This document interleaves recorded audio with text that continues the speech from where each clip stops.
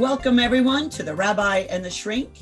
It's a schmooze fest about everyday ethics. We figured it would be a casual conversation. It was inspired first by Dave Bricker introducing me to the good rabbi.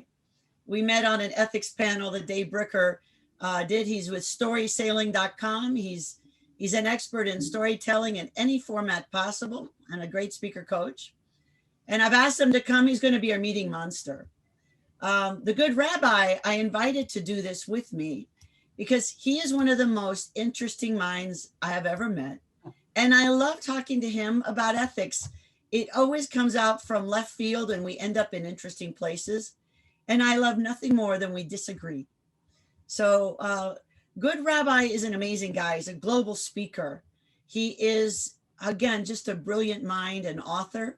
And he's got a wonderful TED Talk. If you could put the TED Talk at some point in the Dave in the chat. So I don't know if everyone here knows about the tools. So we have the chat, and we're going to be, if you have questions and stuff, you can just raise your real hand if we can see your video, or raise the blue hand if you go to the participants button at the bottom, and you go by at the very bottom of it, you can see there's all sorts of possibilities there. You can also go to your name and raise a hand. We invite you to stay unmuted and camera on. We don't care if you have bad hair today. It's fine. So the purpose of today was to further discussion about everyday ethics. And why do this? Because we need it. I believe that America is having an interesting opportunity for a do-over on how we think and how we speak and how we act in terms of our ethics. So now that there's so much energy around that, I figured we'd get that started. And so the goal is civility.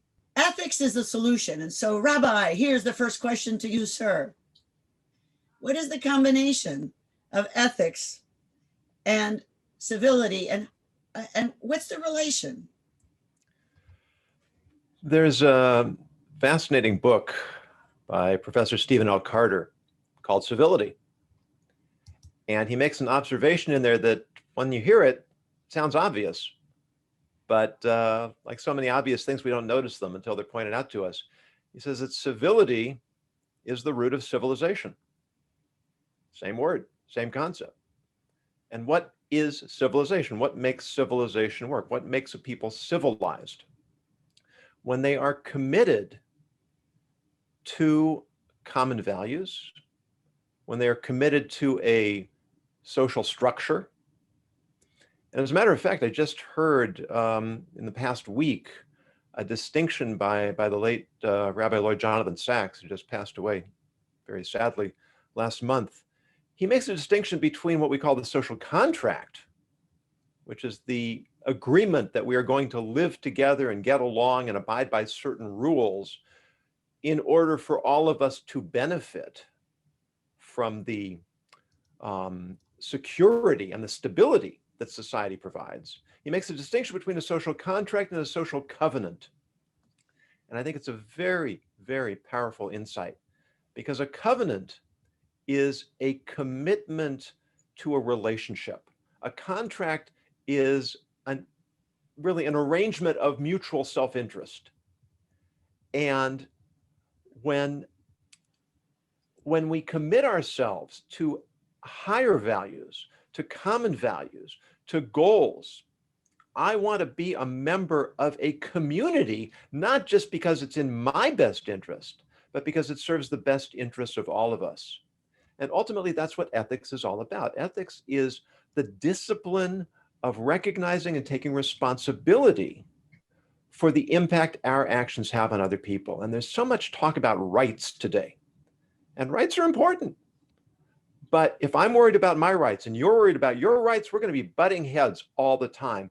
But if I'm taking responsibility for your rights and you're taking responsibility for my rights, we are always going to be able to find a way to work together, to find common ground, and to be respectful of one another. So it's the ethical mindset that creates the commitment that leads to a civil culture.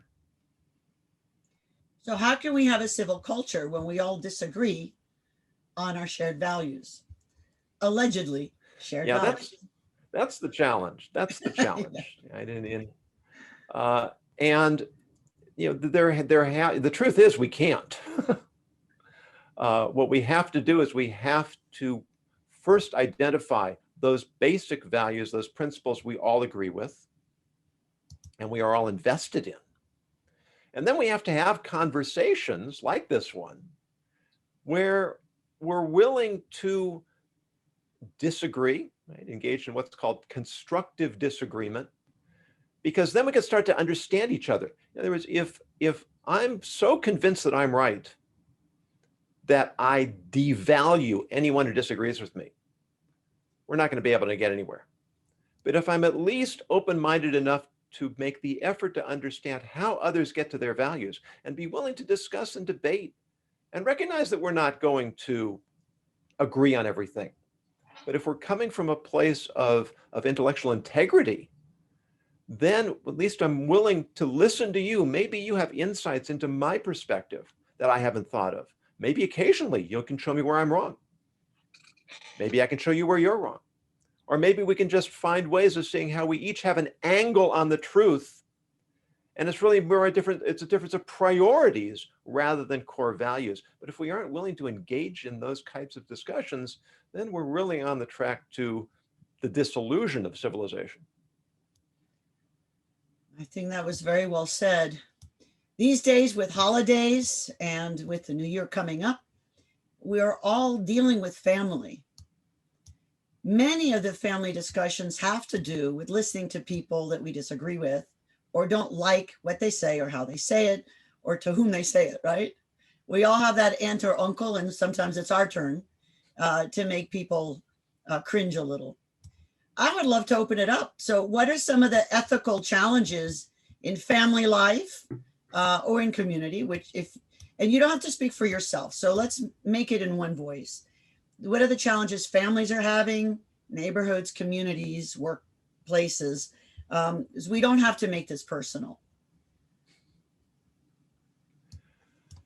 Issues, ladies and gentlemen? This is the audience participation section. It is. Dave Bricker, you have to unmute yourself, sir. Just thought I would seed the pot here with some ideas, but I think one of the big ones lately has been mask wearing with respect to COVID. And we have a lot of people who feel like being the mask mandate, which I personally think there should be a mandate and needs to be, but that's perhaps secondary. People feel that infringes on their rights, that they have a right to choose whether or not to wear a mask. To me, it's like saying I have the right to choose which side of the road I want to drive on. Well, in Florida, you do. Right. But that's a different problem. But I think that there is this idea that, having rights is not the same thing as entitlement. And there's this idea of balance. We have a lot of trust issues. There's the right to wear a mask. There's also the idea people are worried about offending somebody. So if somebody comes to your door to deliver a pizza, boy, am I going to offend the delivery person if I wear a mask? Are they going to feel like I'm assuming they're contagious? And we have to get past some of these issues. I'd be interested to hear some of you weigh in on those vortices and swirling arguments and things in that little milieu there. So let's start with the basic question. Is it ethical to wear a mask because there's a law? Or is it unethical to wear one if we don't believe we shouldn't wear one? Let's address the basic issue of ethics there. What do you guys think? Well, I recall just recently, there was a story in the news about I think it was a county supervisor in California, might have been Los Angeles. And she was one of a group of leaders who had pushed through legislation to close restaurants in the interest of public health. The next day or so later, she was seen eating at a restaurant. And when she was asked about it, she said the law hadn't gone into effect yet. Okay, she hadn't broken any laws. But what's the point? What was the point behind the legislation? The point behind the legislation was that it's dangerous for people to congregate in restaurants. Well, if it's a bad idea to be in a restaurant, what is she doing in a restaurant, regardless of whether it's legal or not? And if it's okay for her to be in the restaurant, which she said is fine because she was observing all the necessary precautions, well, then why did she push through the legislation? There's a certain inconsistency in the logic, and it doesn't come down to what's legal.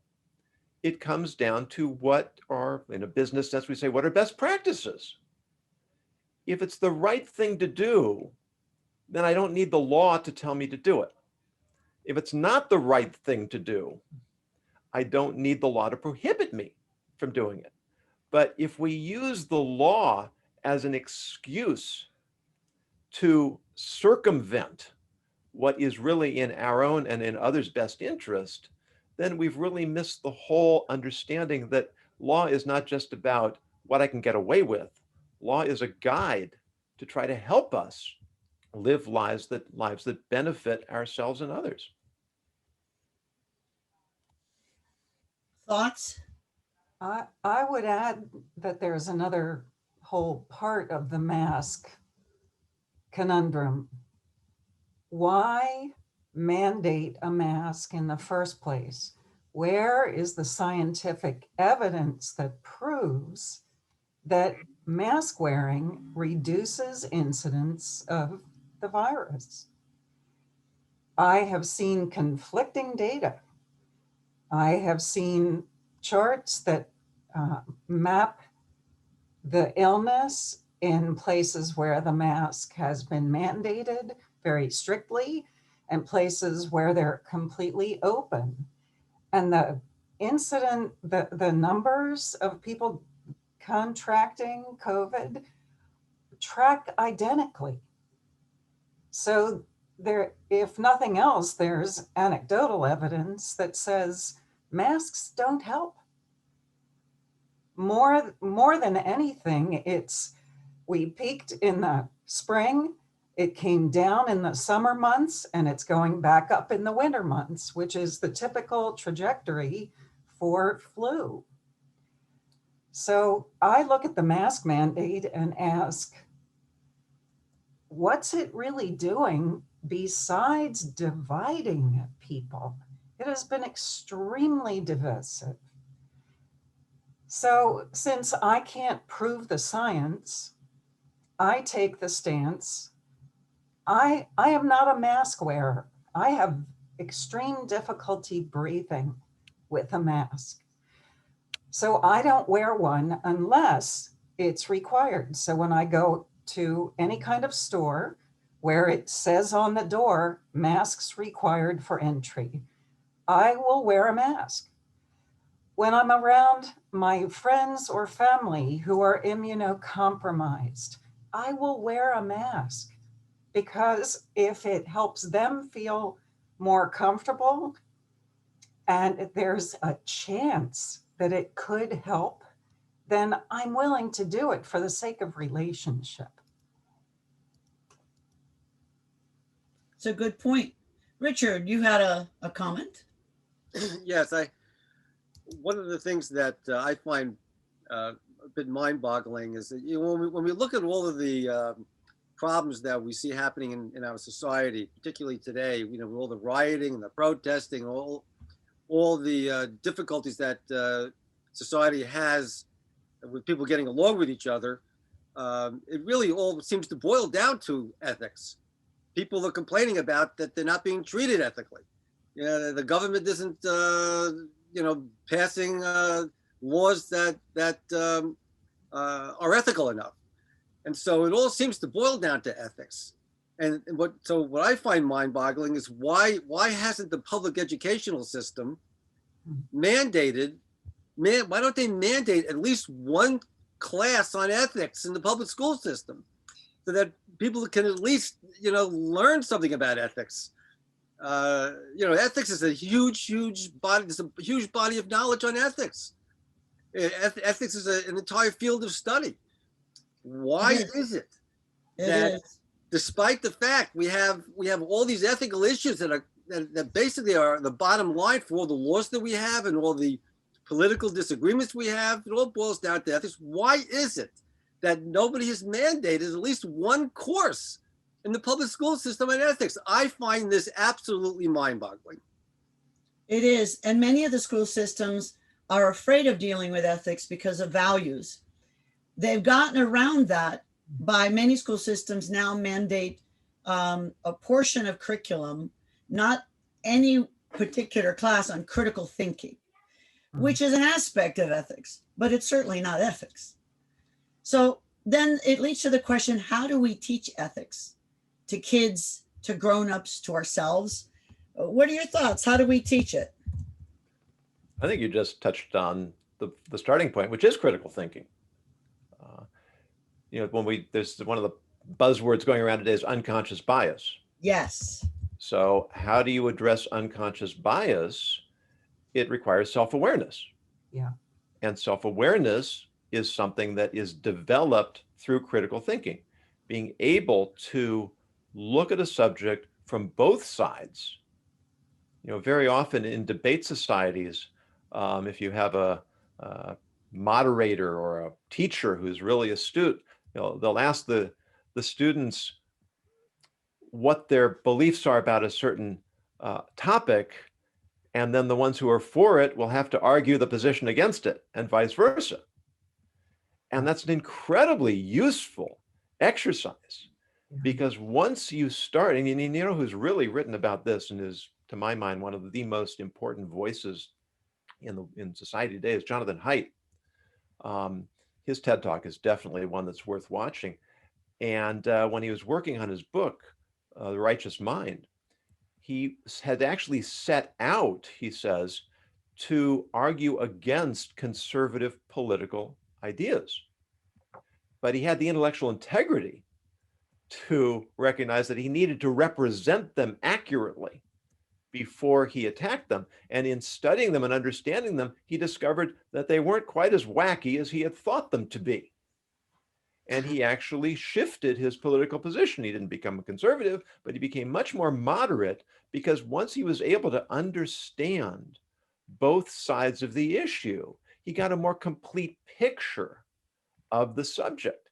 And certainly when it comes down to ethics, it's that willingness to examine difficult subjects and options and alternatives from all the different sides, to gain as much information as possible, to evaluate it, to talk to people who feel differently in order to hear what they have to say and how they can defend their position.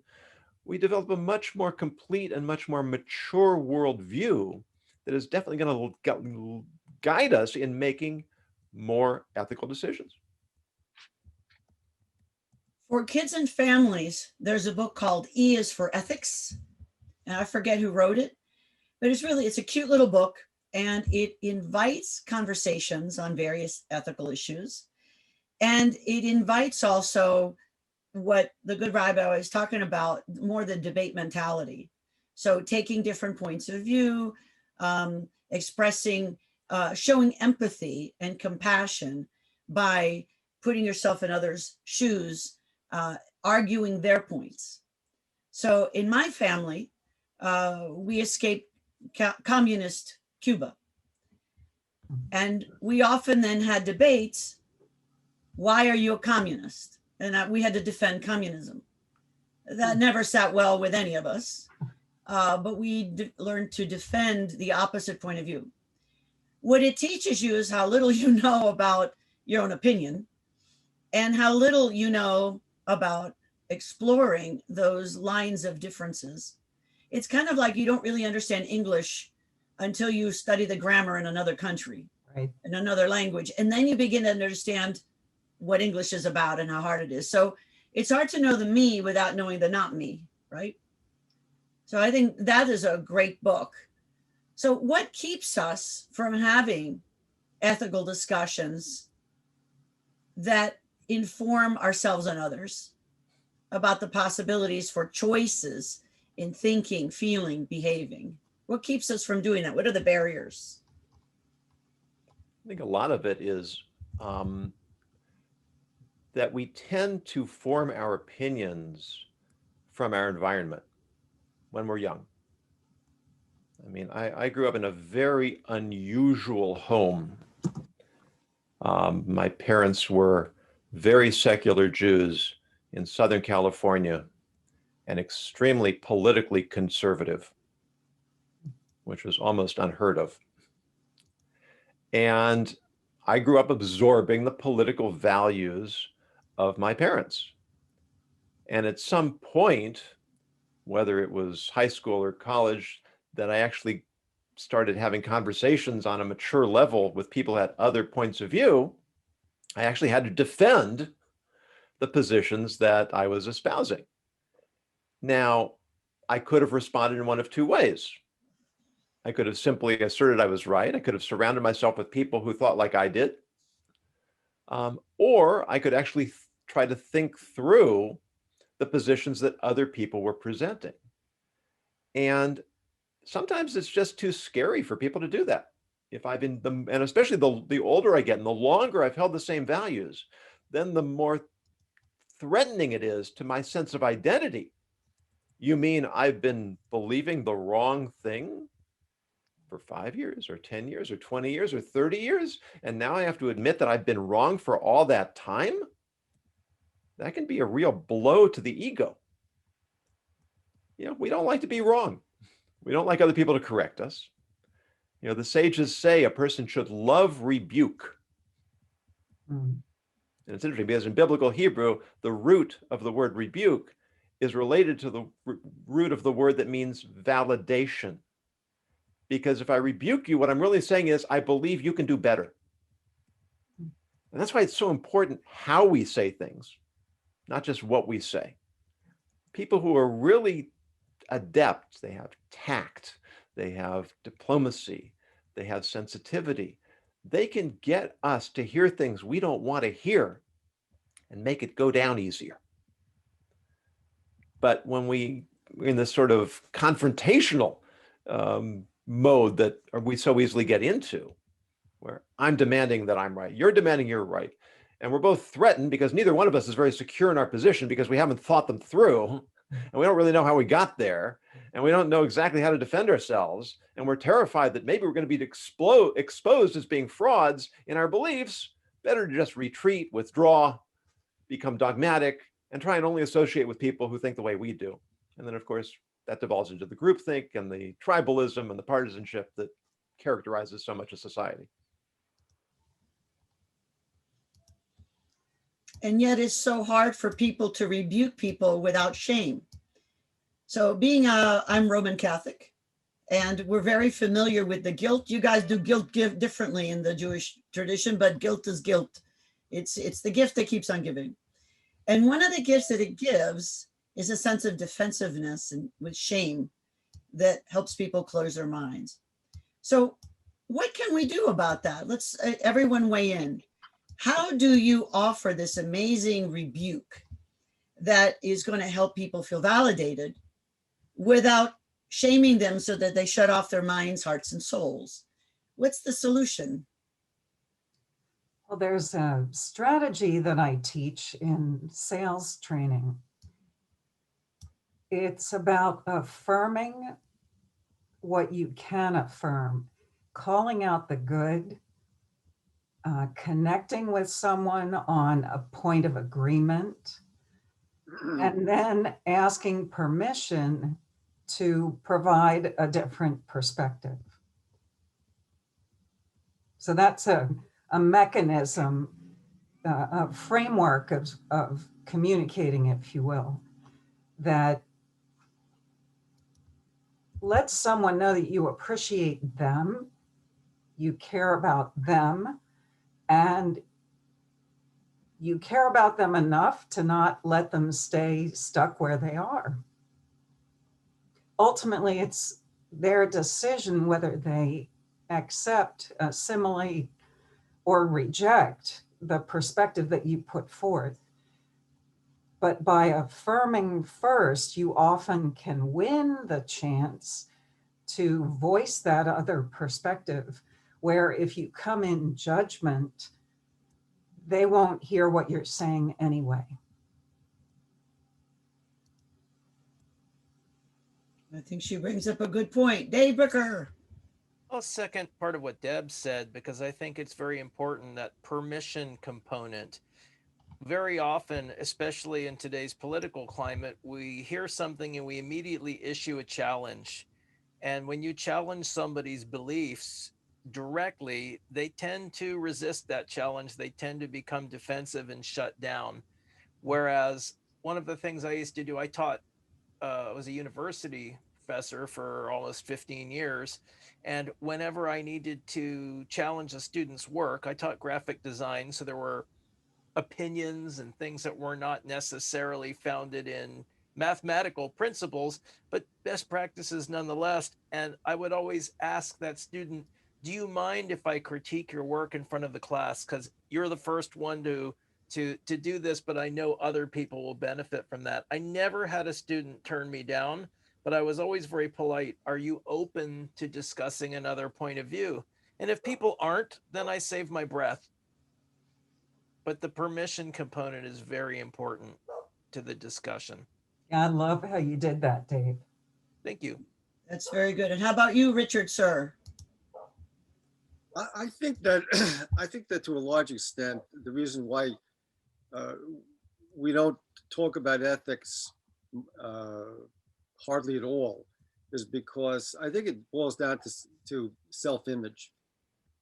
I think if somebody is challenged, so you challenge somebody about something that's ethical, and essentially what you're saying to the person is that you're viewing them in a way that they don't want to be viewed. So people want to be viewed the way they view themselves. Because if you don't view them the way they view themselves, then it's very possible you will behave in a way that will be harmful to them, that they won't like. So when you challenge them on an ethical issue, you're essentially presenting to them that you view them in a way that they don't view themselves. And that challenges their own self-image. And nothing is more important to a person than their own self-image. And so unless somebody is the kind of person who wants to improve and become a better person and is willing to look at themselves and change and consider that maybe they're not the best person they can be. If you don't admit to yourself that you're not the best person that you could possibly be yet, but you think that you're just right the way you are and there's no room for improvement, you're not going to take kindly to people suggesting that your behavior, because ethics is all about behavior. It's all about the way you behave.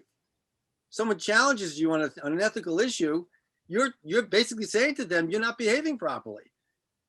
And so you're challenging literally who the person is.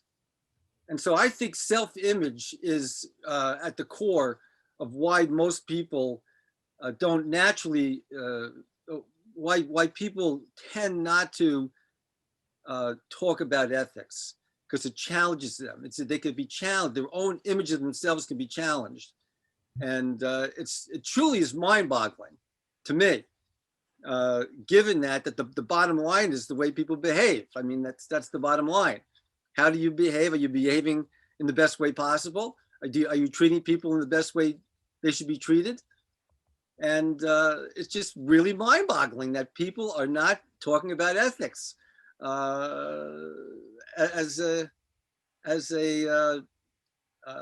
why isn't ethics like one of the most important things that people are discussing? That's why we're doing this. We want to start a viral discussion and a viral skill set for how do you talk about things? Because let's say someone challenges you. We have just as much responsibility in closing down the conversation or furthering it, correct? Mm-hmm. And I think with how we each behave, and each of you have provided some interesting solutions. So let's come up with a template. How do we get the conversation started? And when someone is challenging in a non-productive way, what are ways we can respond? So first off, the positive. How do we start the conversation, or for some of us, continue it? Well, I would say that I want to become the most ethical person I could possibly be. I just want to be the best person I could be. I want to behave in the best way possible. I want to behave in a way that not only doesn't offend people, but that actually empowers people. And, you know, I've admitted to myself that I don't have all the answers, that there's room for improvement. And for that reason, I'm interested in talking about ethics, because that's what ethics is all about, how we behave, how we interact with people.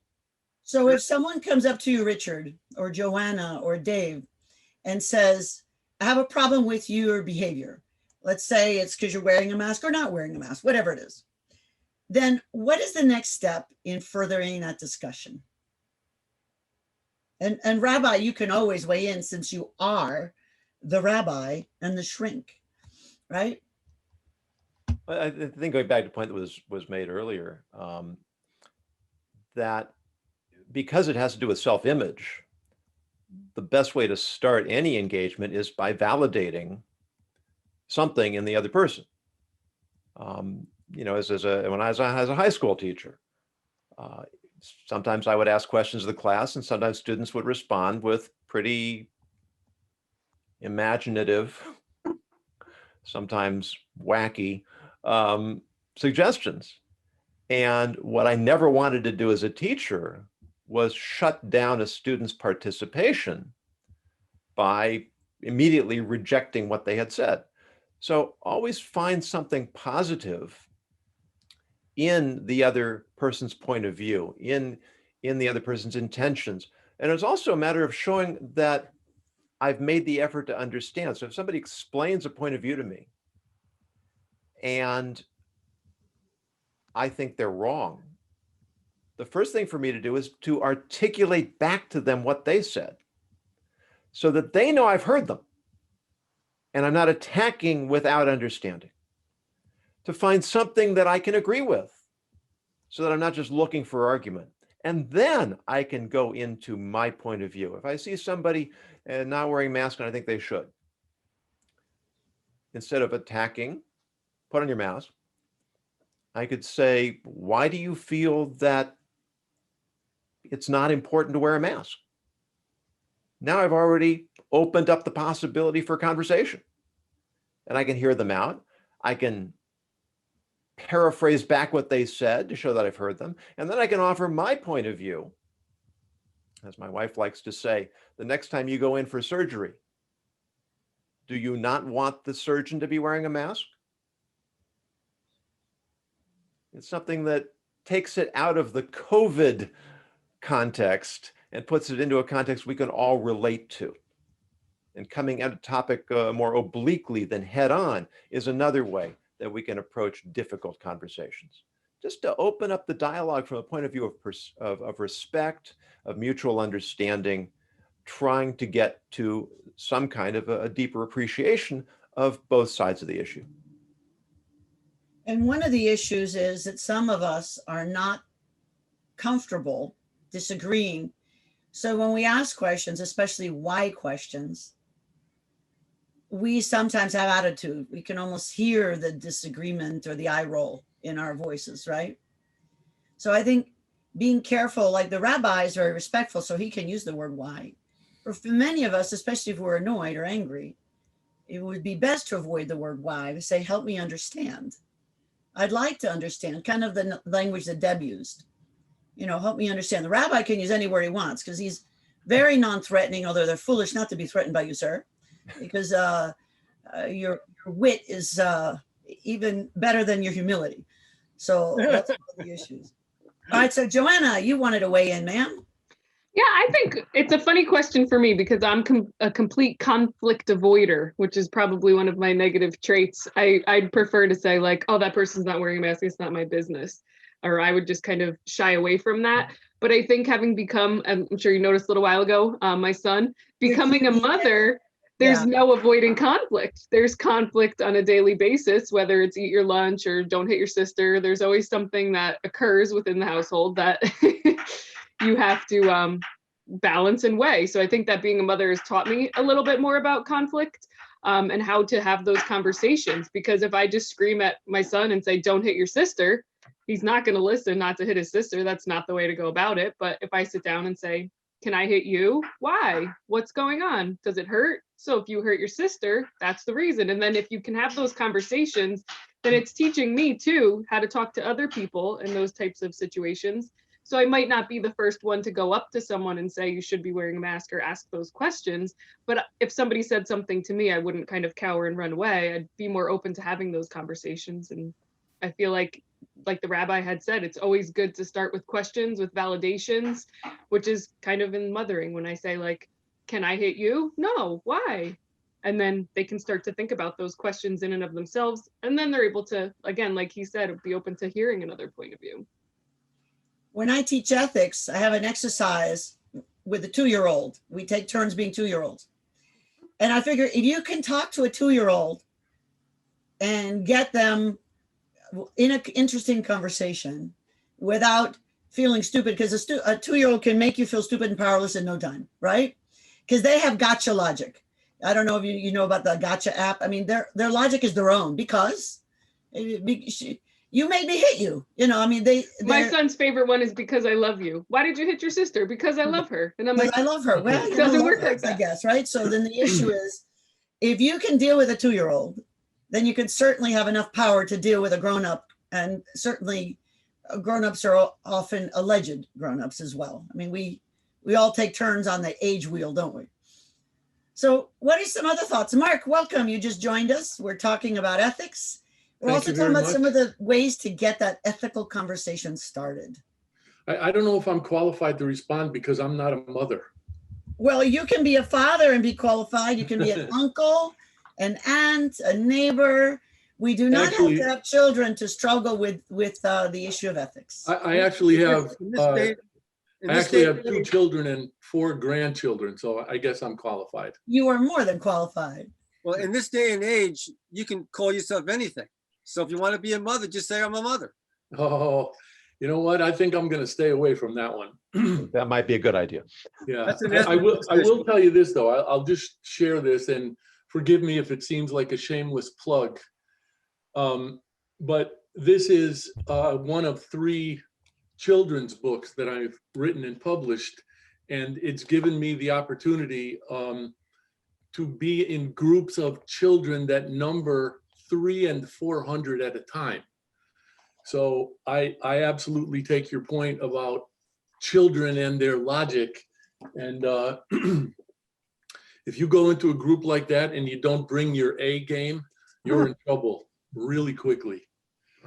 They're very good instructors, and they teach us where there are holes in our logic and in our cognitive understanding of our values. A lot of times, and it's funny, the rabbi and I had a conversation once, and I had not yet listened to his TED Talk. And I was telling him that a lot of times I think ethics are borrowed. We borrow it from our parents, from our brother and sister, from our rabbi and priest, from our superheroes. I don't know about you, but I like Spider-Man. And so when I was a kid, those ethics, we could have conversations and fight about them based on others. Sometimes we don't actually really adopt them. We think we have, and we cannot defend them because they're just borrowed. And so the rabbi had talked about that. So Richard, you had a discussion. You had something. You know what you have in your mind. Is it a good time now to ask the rabbi to talk about his TED Talk, or will your question follow better before that? I'll let you self-address that, Richard. Well, I'm going to do the ethical thing, and I'm going to defer to the rabbi. Might be ethical, but it's highly unusual. All right, good rabbi, go for it, sir. Wait, what am I going for? I think the idea of the borrowed ethics, and you and I were talking about it, and you thought I had watched a TED Talk is about that. So please, and I'm not asking you to brag, I'm asking you to tell us about your TED Talk. Because if I asked him to brag, he wouldn't, but I would brag for him. Go for it, sir. Well, the TED Talk actually it jumps around chronologically, but the story that chronologically comes first is when I was in high school, and I was chatting with another student before class one morning, and for one reason or another, I declared that I was an atheist, and he looked at me and very straightforwardly said, "That's stupid." And I said, "What are you talking about?"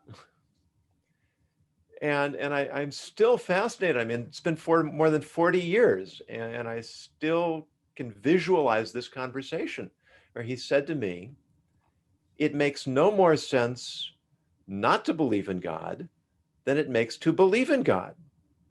You can't prove either one. Why do you want to believe in something you can't prove?" And on the spot, I did something completely out of character. I admitted he was right.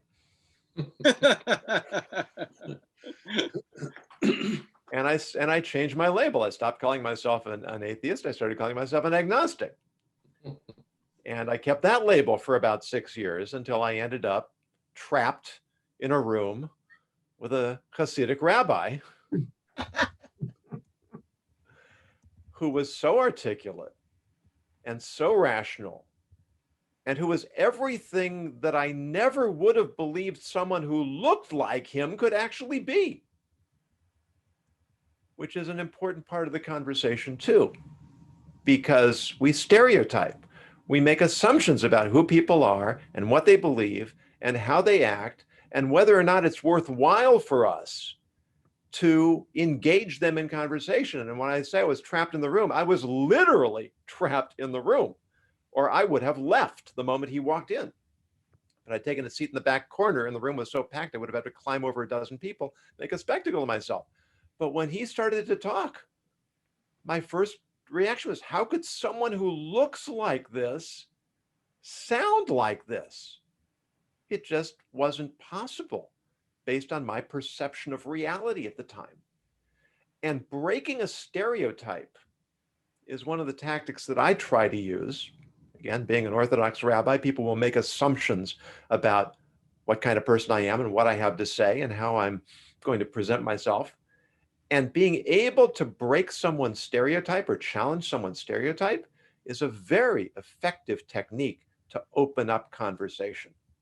And my favorite part about the TED Talk is when I had finished, I went off the stage, I circled around, I was coming back into the auditorium to hear the next speaker, and a woman intercepted me. And she said, "You know, when you got up on that stage, I knew exactly what kind of person you were. And I knew exactly what kind of talk you were going to give. And you just blew away all my expectations. Thank you." And I thought, wow, this is really coming full circle.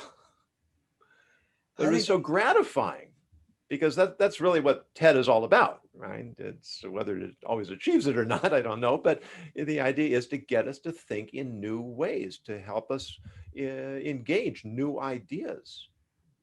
And we can only do that if we're willing to challenge our own ideas and to re-examine our beliefs and entertain the possibility that, you reminded me in high school, I was teaching my students the word ideologue. And one of the students asked me, "Aren't we ideologues?" Meaning Orthodox Jews. And I said, "No." I said, "You prove to me that what I believe is wrong, and I'll take off my yarmulke and go get a bacon cheeseburger." I said, "I don't think you're going to, because I've spent a lot of time investigating all the different ways of looking at life and looking at the world and looking at reality. But I'm going to willing to listen. You tell me you believe in leprechauns, I'll ask you why, and I'll listen to you. And if you have a substantive argument, okay, I may reconsider my opinion."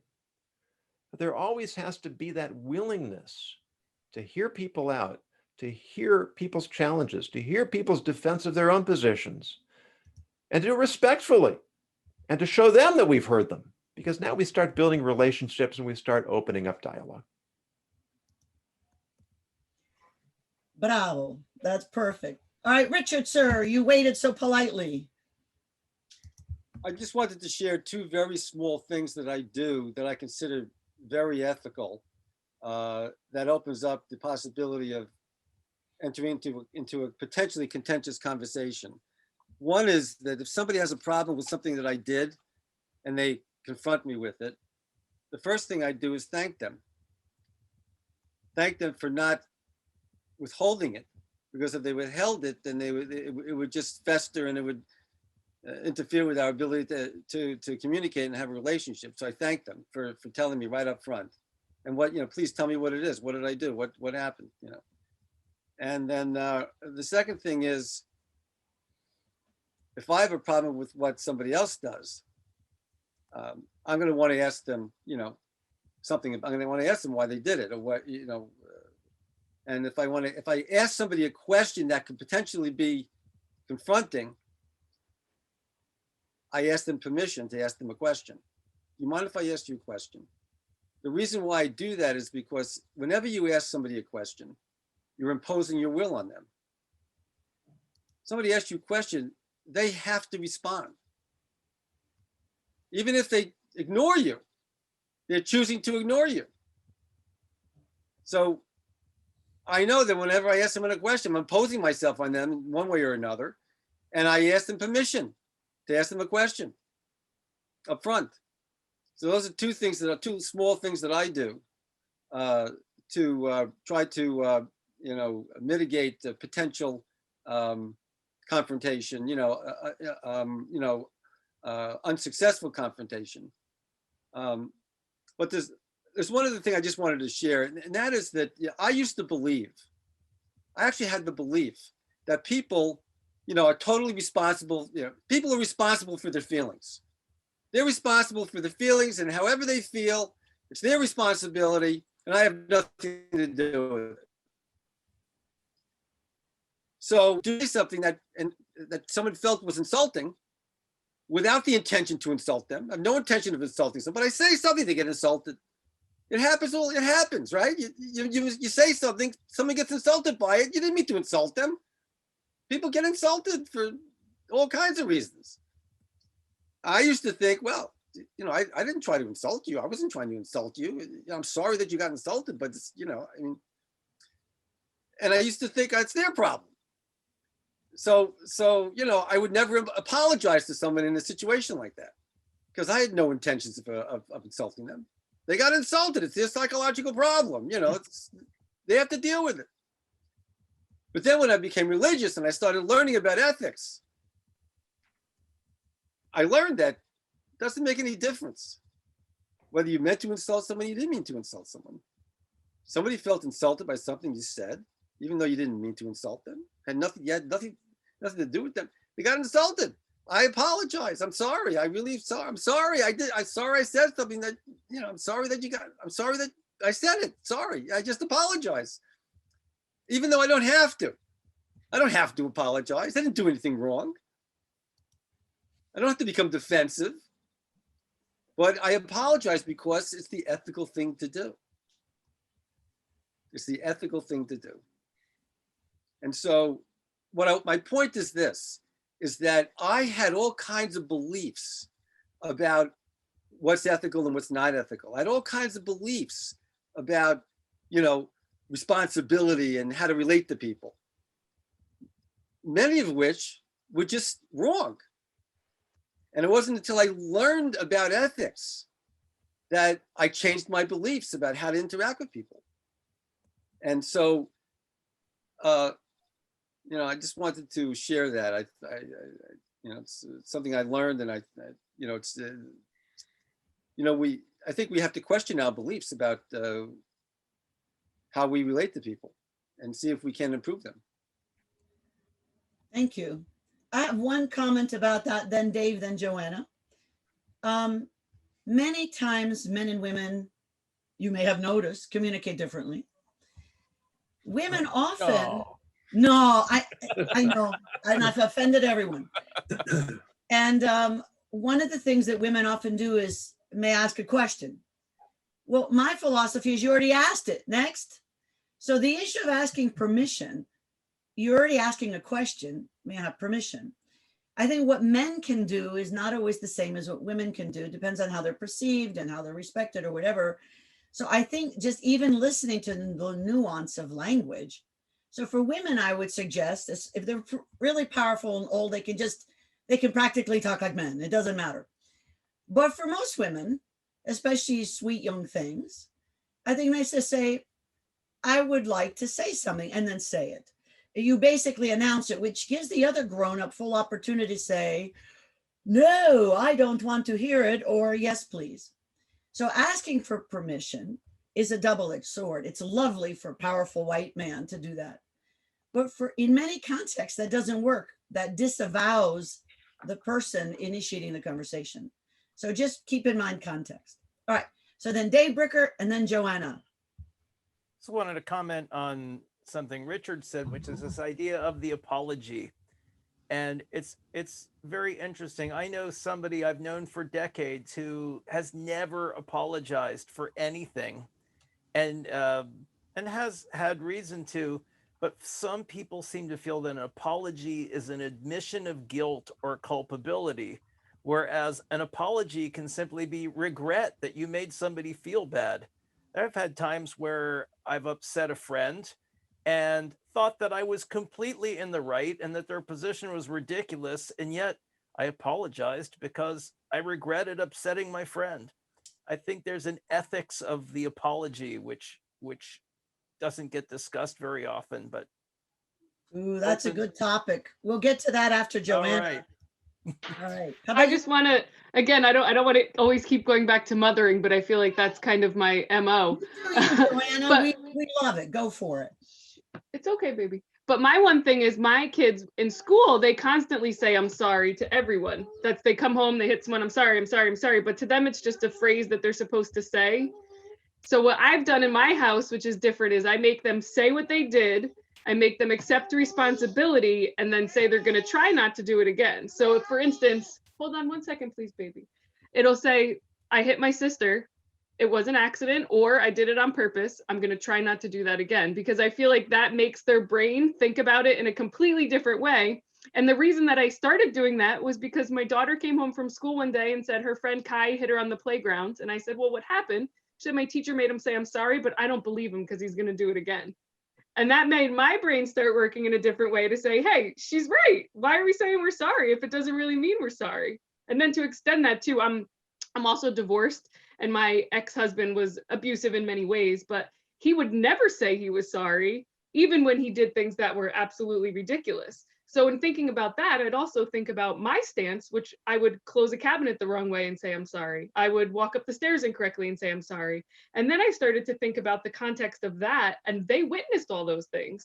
And I wanted to make sure that we were able to kind of keep those conversations open. So just to extend on what Richard had said with the I'm sorry, I do like when they say they're sorry, but I do like to extend it to those 3 different ways. To say what you did, say if you did it on purpose or not, and then say you're not going to do it again. And then there's the issue of how do we talk with our kids about when other people do yucky things and fail to be wise enough or self-loving enough or powerful enough to apologize. I mean, I think helping kids have compassion for those who aren't yet strong enough to be ethical and straightforward, that's a hard one. And let's face it, someone who's been abusive to someone else, they don't love themselves. And they often do not have the personal power to allow themselves to reflect, could this have been partially my responsibility? And having compassion for that is hard, especially when we were harmed by that inability or weakness of character, correct? Bingo. So then I wanted to talk to Mark, and then Rabbi, I have a whole question for you about apologies. I just wanted to make one comment in response to what Dave and Joanna said, and you just alluded to it, which is that for some people, they equate apologizing with weakness, and they think they're somehow relinquishing whatever it is they think they're relinquishing by apologizing. That's all I wanted to say. Very good. Rabbi, sir. I actually wanted to follow up on a couple of points Joanna, your approach is extremely Jewish. Because every I have year, said this to Mark real quick, that knowing you and hearing your stories, Yonason, makes me feel like I am Jewish inside. I just never knew it. So I do say that from time to time. That's actually possible. Well, that's a different discussion. But every year we have Yom Kippur, the Day of Atonement, which follows Rosh Hashanah, which is Jewish New Year, but it's also called the Day of Judgment. And the 10-day period is called the Days of Repentance. And repentance involves 4 steps. I have to stop doing the behavior that's wrong. I have to feel regret for having done it. I have to articulate what I did in a confession. And I have to make a plan for not repeating it. And I've spent a few more years parenting than you have, Joanna, but I certainly know the phenomenon of telling a child, say you're sorry. Well, yeah, we need to teach them that when it's age appropriate to get them used to the idea. But the real point is to inculcate them with the sense of taking responsibility and feeling remorseful, feeling regretful. And what you were saying, Richard, about giving offense unintended, a colleague of mine and a good friend, Mark Brown, and he's a wonderful speaker and has this wonderful Jamaican accent, which just isn't fair because it makes him so much more compelling. Great. He told me that he was approached by someone after a presentation, and the person said, "I was right. I was with you up until you used a word that offended me." What was the word he used? Mark made reference to his wife. And the word wife offended this person in the audience.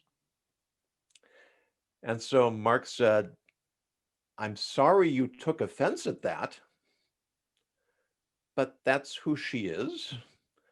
That's how she identifies herself. That's how I identify her, and that's what I'm going to call her." So you can strike a balance between acknowledging that someone has a problem with something you did, and at the same time asserting that you don't feel that there was any sound basis for offense to have been taken. I don't need to, in this age of microaggressions, where anything that is perceived as being offensive can be subject to censure. We really need to have a certain level of maturity where we recognize that not everybody's going to come at a topic the same way. We have different vocabularies, we have different styles, and sometimes we might find something a little bit abrasive or not the way we would do it without needing to take offense at the way someone else articulates themselves. Thank you. That was well said. I'm mindful of the time. And so I think we're going to leave apology for another time. But we have a word of the day. I'm really sorry about that. And then we had a question. Here's the word of the day. Rabbi, this is for you. Ultra-crepidarian. Yeah, you missed a syllable, right? Ultra-crepidarianism. Ultra-crepidarian. Right? Which means the giving of opinion or advice outside one's area of knowledge or expertise. Oh, I love that. And, certainly when we're debating subjects like the response to COVID, masks, no masks, social distancing, climate change, economy, you name it. How many people are out there passionately asserting one point of view or another when they have absolutely no basis for having an opinion on that particular subject? And having the intellectual integrity and humility to say, I'm not really qualified to have an opinion on this subject. I still may have to take a stand somewhere, but I'm not an authority on the issue, and I shouldn't be presenting myself as one. And I think that whole idea of representation, what allows us to say we're an expert doesn't mean that we can't have an opinion, but how we state it certainly makes a difference. Is that an ethical issue? Huge. And in fact, in many of the licensing boards for different professionals, misrepresenting one's area of expertise is grounds for immediate removal of that license. Whether it's allowing someone to call us an MD when we're not an MD. Like, for instance, I'm a psychologist. But if I don't maintain my license, I can't call myself a psychologist anymore. I then become a psychotherapist. So even using the term psychologist implies that I'm licensed, actively licensed. Yeah. I could call myself a retired psychologist because now they have that designation. But I mean, even all of those things, you can affirm your ethics a lot of times by even how we describe ourselves. Is there false modesty? Are we exaggerating? Do we believe we have the truth? Like, I'm now an expert in Jewish law because my friend is the rabbi.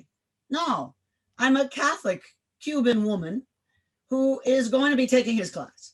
I mean, I'm not an expert in the law. I'm pretty good at thinking about misbehavior, but I'm not an ethicist. I'm a misbehavior expert. So, you know, how we describe ourselves makes a difference. So here's the $1 million question. I asked the good rabbi to join us because I really have this passion that we can do better. And I thought if we get people who are devoted in making the world a better place, one ethical decision and behavior at a time, I thought maybe we could make a big difference. The rabbi, I thought, is the best person to do it with me. I will invite my friend Dave Bricker to just about anything we do because he is wonderful and makes anything we do better. Shall we do this again, or is this a one-trick pony? I think this is an extremely important topic. And so if we would be remiss if we don't do this again. Okay. And does everyone put thumbs up or thumbs down? Do we do this again or not? Thumbs up. Yonason, Okay. I'm sorry to interrupt, but this is just a fascinating thing. We some of us on this call know some other people who have already attempted something like this, Yes. and at least in my humble, non-authoritative opinion, haven't done so well. And so Yonason is part of another group that's about to convene the first of the year. I'm fascinated that this is a topic that seems to be important to so many people. So anyway, that's my long-winded way of saying yes. So what's the secret to doing well? So there's questions in mind.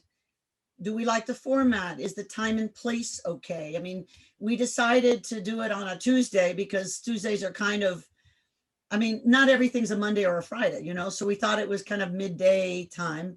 And we thought we'd do it at a time that people in the West Coast could join and the East Coast, you know, equally convenient or inconvenient to all. So first question is, do we like the time and day of this? I like the day, but if we could do 1 instead of 12, I'd have someone napping, so that might be easier. All right. No, I don't nap anymore. Oh, sorry, Mark. I cannot do the 1 unless, because I have a standing program at 2. But how about 12:30?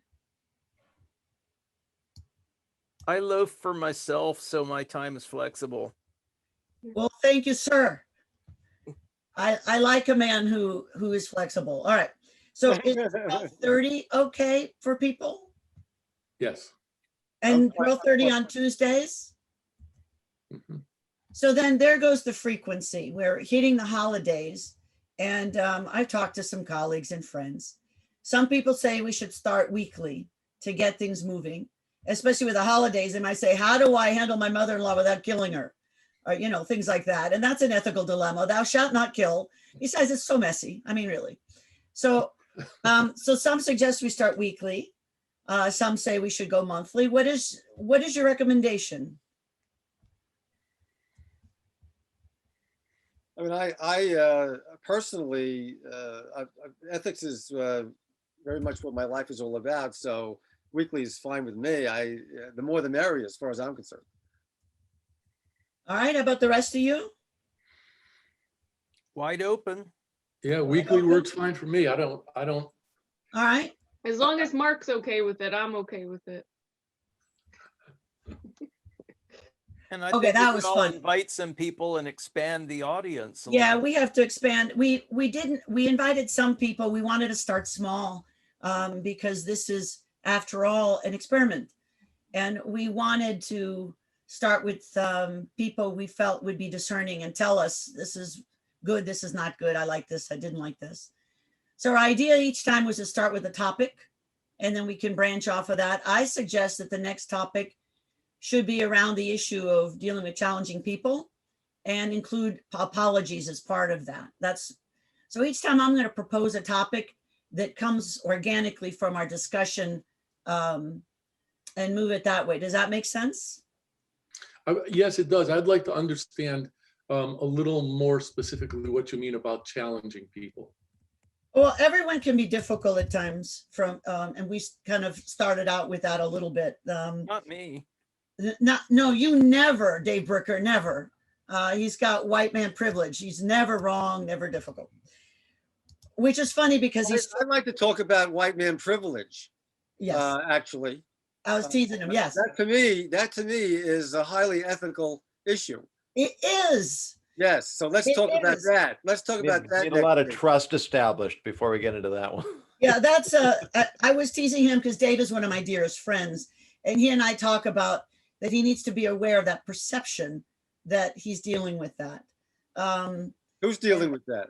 The issue of white man privilege, that an audience might look at what he says and he has to be mindful of people's reaction to their perception. Because ethics isn't just what we do or say or think, it's the perception of it, correct? What is? I think we should talk about what that is. Well, and we can, but we're out of time. So one of the things about ethics is it's a great topic. So I propose we meet next Tuesday at this time at the 12:30 time to allow for Joanna and her little beauty. I think all babies are beautiful, whether they're male or female. Oh, look at that cutie pie. And I think we're going to talk about dealing with difficult people and conversations and situations, and including apologies. That will be a starting point. So hopefully you'll have great examples. I have faith that your life will provide many opportunities for fresh samples. Whether you've found someone difficult or you have taken your turn. So if everyone could let their connections know about this, and yes. we can build up a group. Let's go viral with the idea of it matters what we think, say, and do. And I think that together we can create an ethical culture that makes the world a better and stronger place. I really do believe that. Amen. Amen. That's nice. All right. So thank you all for joining and being our founding members. We appreciate it. Our intention is to make this free and keep it free.